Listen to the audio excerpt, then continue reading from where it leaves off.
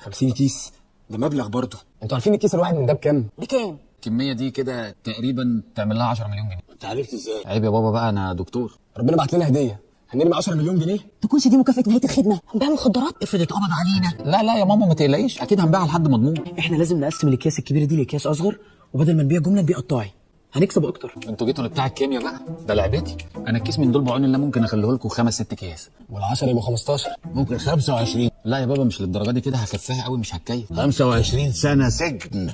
ايه انا مخلف حرامية، مخلف عصابة. انا هسلم الشنطة دي اللي فيها للبوليس.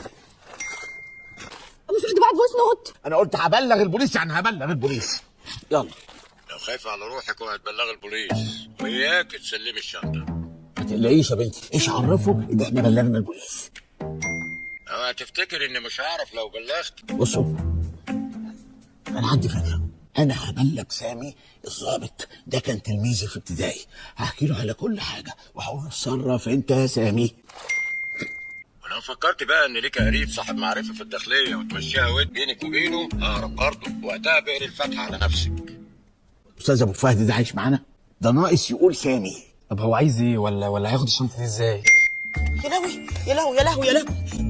هبعت لك لوكيشن عشان آخد منك الشنطة وتيجي لوحدك. ها؟ لوحدك. دلوقتي مفيش غير حل واحد. ايه؟ انا هكلم سليم. ايه؟